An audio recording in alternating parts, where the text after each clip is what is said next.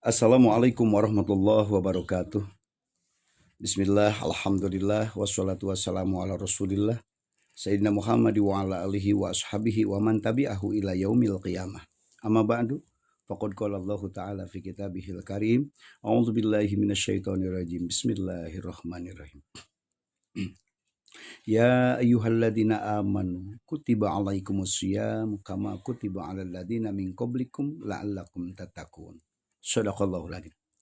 Hadirin yang dirahmati Allah Subhanahu wa taala, marilah kita sama-sama bersyukur kepada Allah Subhanahu wa taala atas perhatian Allah kepada kita, yaitu alhamdulillah wa syukru ala ni'amillah. Allah Subhanahu wa taala telah memposisikan kita pada bulan yang sangat mulia, yaitu bulan Ramadan, di mana kita pada tahu bahwa bulan Ramadan adalah bulan yang sangat mulia dan bulan yang penuh ampunan, juga bulan yang penuh dengan rahmat Allah Subhanahu wa taala. Oleh karena itu, dengan adanya Allah Subhanahu wa taala telah memberikan posisi kita di bulan ini, semoga kita bisa mengindahkan dengan amal kebaikan, dengan memperbanyak kebaikan di bulan yang suci Ramadan ini.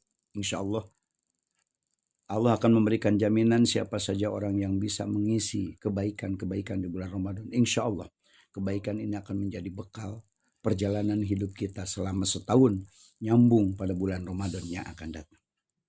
Salawat beserta salam semoga selamanya dilimpah curahkan kepada junjungan kita Nabi besar Muhammad Shallallahu Alaihi Wasallam, juga tidak lupa kepada saudara-saudaranya, keluarganya, para sahabatnya, tabiin dan tabiatnya, dan termasuk mudah-mudahan kita termasuk umatnya. Amin ya Allah ya Rabbal Alamin. Hadirin rahimakumullah. Pada kesempatan ini saya akan mencoba mengungkap ayat sekemampuan diri saya sendiri.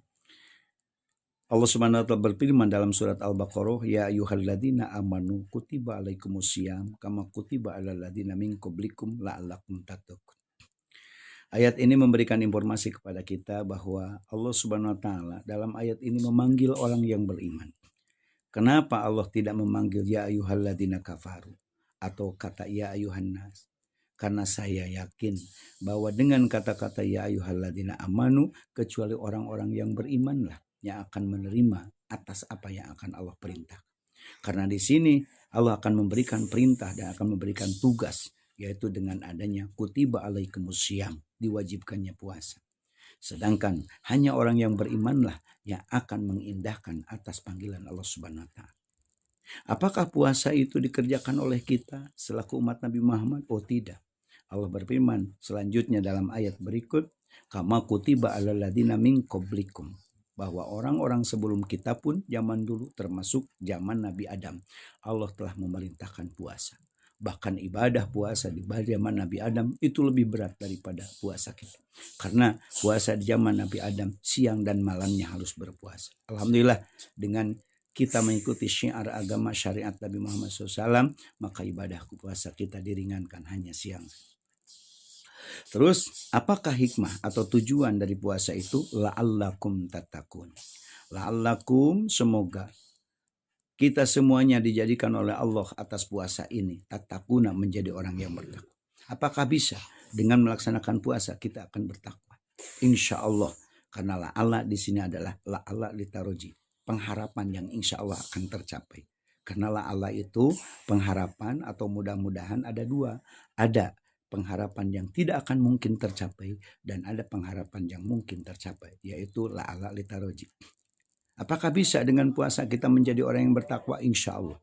Karena sasaran tujuan puasa itu adalah untuk melemahkan hawa nafsu. Di diri manusia itu ada nafsu yang disebut nafsu amarah. Nah, dengan adanya nafsu amarah, sedangkan nafsu amarah itu condongnya menuju karena kejelekan. Insya Allah orang yang berpuasa insya Allah akan bisa menghindari apa yang disebut kemaksiatan dan kedurhakaan. Dalam satu riwayat dikisahkan bahwa nafsu di saat diciptakan oleh Allah Subhanahu wa taala, ditanya oleh Allah Subhanahu wa taala, "Hai nafsu, siapa kamu dan siapa saya?" Jawab nafsu, "Kamu, saya." Inilah kebedegongan hawa nafsu di saat Allah menciptakan. Maka Allah menyiksa nafsu itu selama 100 tahun. Setelah disiksa 100 tahun, Masya Allah, gak ada peningkatan, gak ada, tetap dalam keadaan posisi yang bertolak belakang dengan keinginan Allah. lalu disiksa lagi oleh Allah, ternyata masih tetap dia itu memiliki kejelekan dalam diri nafsu tersebut. Lalu yang terakhir, Allah mencoba memberikan siksaan terhadap nafsu itu dengan dikasih kelaparan. Setelah dikasih kelaparan, ternyata nafsu menyerah. Ya Allah, ampuni saya. Saya adalah nafsu selaku hambamu, dan saya dan Allah adalah Tuhanku. Baru dia mengakui kepada Allah sebagai Tuhannya setelah Allah memberikan ancaman atau memberikan siksaan yang sistemnya tidak dikasih makan. Oleh karena itu, maka Allah Subhanahu wa taala menjanjikan dengan adanya puasa, insya Allah kita akan menjadi orang yang bertakwa. Dan takwa itu insya Allah akan mendekatkan kepada diri kita menuju kebaikan. Oleh karena itu, mudah-mudahan dengan adanya puasa dan dengan adanya bulan Ramadan ini menjadi syariat bagi kita untuk menjadi penolong buat kita semua. Semoga kita dijadikan oleh Allah Subhanahu wa taala hamba-hamba yang bertakwa dengan melaksanakan ibadah. Jadilah puasa ini, jadilah bulan Ramadan ini salah satu bulan yang dijadikan harapan oleh kita untuk menyelamatkan diri kita di dunia dan akhirat. Ada jaminan dari Allah, siapa saja orang yang mengindahkan di bulan Ramadan dengan melaksanakan dan mengerjakan seluruh kebaikan-kebaikan sekemampuan kita, maka insya Allah kebaikan ini akan dijumlahkan oleh Allah, akan menjadi bekal buat kita setahun ke depan, nyambung lagi ke bulan Ramadan yang akan datang apabila kita bisa menjaga kebaikan tersebut. Hadirin yang dirahmati Allah Subhanahu wa taala, oleh karena itu marilah kita sama-sama meminta kepada Allah Subhanahu wa taala semoga kita diberi kekuatan oleh Allah Subhanahu wa taala dan diberi kemudahan oleh Allah Subhanahu wa taala atas apa yang kita inginkan dan apa yang kita cita-citakan. Mudah-mudahan Allah Subhanahu wa taala memberikan ijabah kepada kita atas doa yang kita pinta. Yang kedua, moga-moga Allah Subhanahu wa taala mengampuni atas dosa-dosa yang pernah kita perbuat. Yang ketiga, semoga Allah Subhanahu wa taala menuntunkan kita dalam kebaikan. Semoga Allah Subhanahu wa taala memberikan kesehatan, kewalafiatan kepada diri kita, dan mudah-mudahan kita diberikan kebaikan oleh Allah Subhanahu wa taala dunia dan akhirat atas ibadah kita di bulan Ramadan khususnya. Amin ya Allah ya Rabbal. Mohon maaf yang sebesar-besarnya. Semoga apa yang saya sampaikan bermanfaat buat diri saya dan buat kita semua. Billahi taufiq wal hidayah. Wassalamualaikum warahmatullahi wabarakatuh.